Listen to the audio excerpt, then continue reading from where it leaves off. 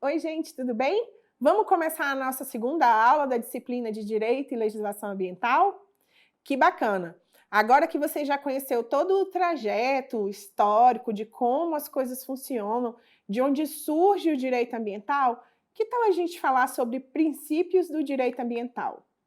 Então vamos começar a organizar dentro da nossa cabeça como que se organiza toda essa estrutura do direito, né?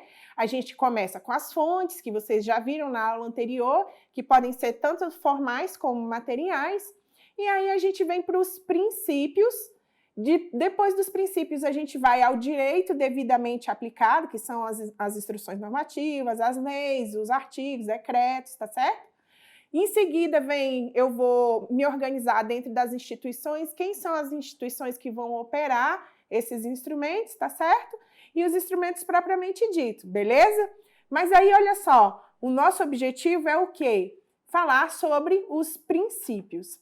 Nas ciências jurídicas, falar de princípios é falar sobre o que dá origem, certo? O que norteia. Então, eu trago aí uma definição do professor Miguel Reale, que é uma definição reconhecida e muito aclamada entre os estudiosos do direito e juristas, que diz que princípios são verdades ou juízos fundamentais, que servem de alicerce ou garantia de uma certeza a um conjunto de juízos. E aí, esses conjuntos de juízo, eles vão servir para alicerçar todo um sistema de conceitos relativo à porção da realidade. O que o professor Miguel Reale está querendo dizer com isso? Que a partir desses princípios, nós organizamos toda a sistemática de pensamento, de ação e de como a coisa vai acontecer dentro da norma. Tudo bem? Vamos lá. Aí, claro, não vou ficar falando só do direito, porque, na verdade mesmo, o nosso grande lance aqui é o direito ambiental, tá certo? E aí, dentro do direito ambiental, quem seriam esses elementos que norteiam as normas do direito ambiental?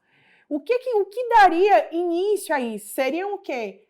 Os princípios fundamentais, tá certo? Então, eu selecionei 6 princípios do direito ambiental para a gente trabalhar nessa aula de hoje. O primeiro princípio, o princípio do desenvolvimento sustentável, ele fala o seguinte, que os recursos são finitos.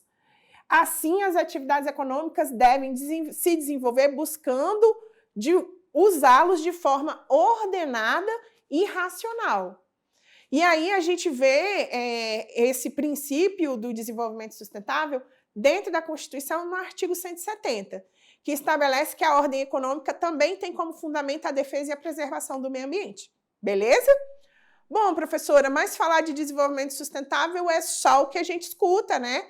Mas imagina o seguinte, vamos fazer aquele nosso exercício de montagem de cenários. Você é um grandíssimo empreendedor com muito dinheiro, você montou uma super fábrica, vou dar um chute aqui, uma fábrica de fones de ouvido. Todo mundo tem e a gente compra isso todo ano, não é isso? Beleza. Mas para fazer os seus fones de ouvido, você precisa de alguns componentes. Componentes eletrônicos que levam ligas metálicas. E as ligas metálicas nada mais são do que misturas de metais que são extraídos da onde? Do meio ambiente. E se você não tem como ordenar a forma como isso é extraído, o que acontece? Ninguém mais vai ter fone de ouvido, não é isso? Porque não vai ter a matéria-prima, concorda? Está vendo que em todos os setores da nossa vida a gente pode procurar que a gente é usuário de algum recurso natural? Vamos adiante. O princípio poluidor-pagador. Trata-se de um dos pilares fundamentais. Você hoje, meu estudante, está abrindo o seu livro para estudar. Ou então resolveu buscar uma obra complementar para estudar. De cara, de saída, todos os autores vão chamar o princípio do poluidor-pagador. E o princípio do poluidor-pagador, ele não quer dizer que se eu pagar eu posso poluir. Ele quer dizer que se eu poluir, eu tenho que pagar por aquilo que eu fiz. Então, o que acontece? Um dos pilares primordiais não vai cair, vai despencar nas nossas avaliações. Leve em consideração que aquele que faz algum dano tem que responder pelo pelo prejuízo que causou ao meio ambiente. Ele surge com uma finalidade inicial de atribuir ao poluidor os custos das medidas adotadas pelo poder público para prevenir a poluição, só que posteriormente ele também começa a assumir o quê? O custo da recuperação, beleza?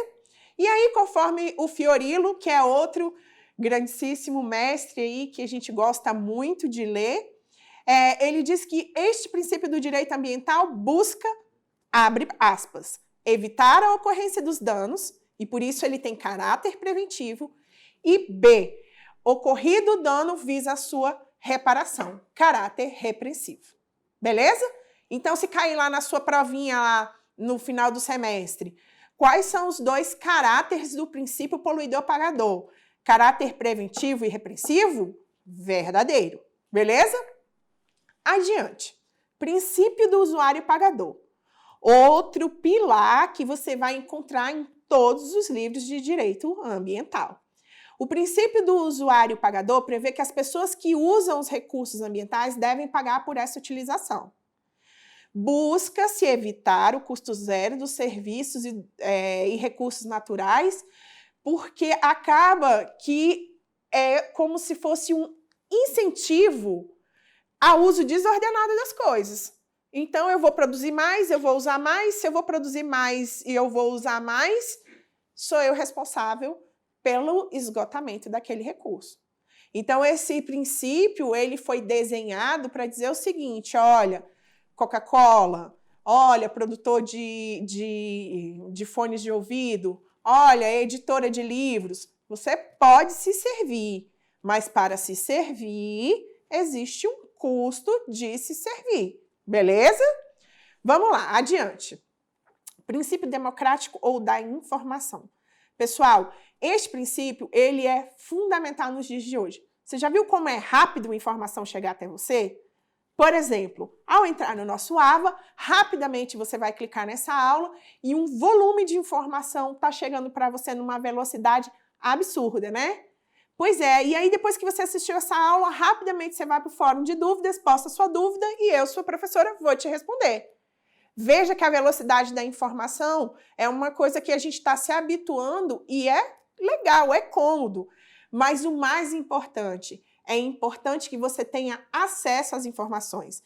No artigo 225 da Constituição, o cidadão não depende apenas dos seus representantes políticos para participar da gestão do meio ambiente.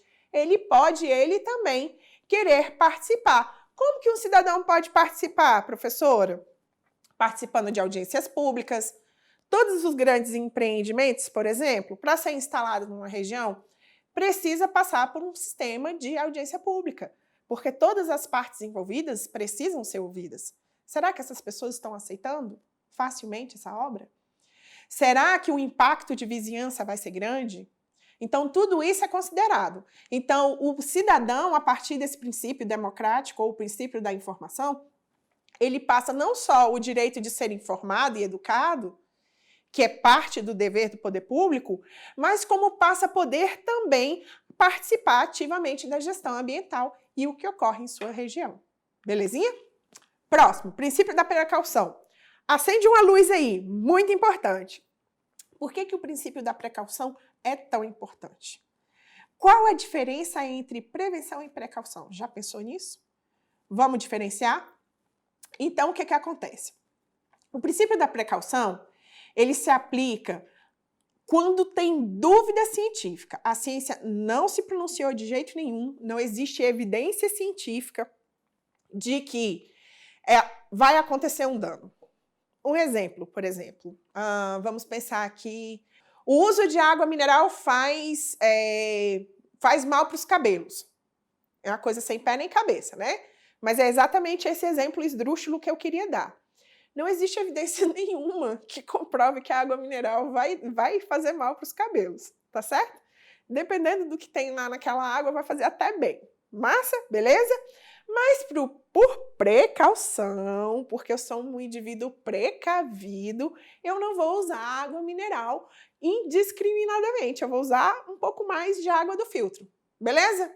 Precaução é o quê? Eu quero evitar o risco antes que o dano aconteça. Belezinha? Vamos para o próximo? Agora que a gente falou do princípio da precaução, a gente tem que chamar o princípio da prevenção. E você vai encontrar ele em muitos tratados internacionais. Por quê? A partir do princípio da prevenção, eu já tenho certeza absoluta que aquela ação vai trazer algum malefício. E isso, em outras palavras, quer dizer o quê? Se eu já sei que a ação vai ter uma reação danosa ao meio ambiente, essa ação é proibida. Existe uma lei e existe uma lista de atividades que não são permitidas em determinadas regiões. E isso aí, pessoal, é uma prerrogativa usada mundialmente, tá?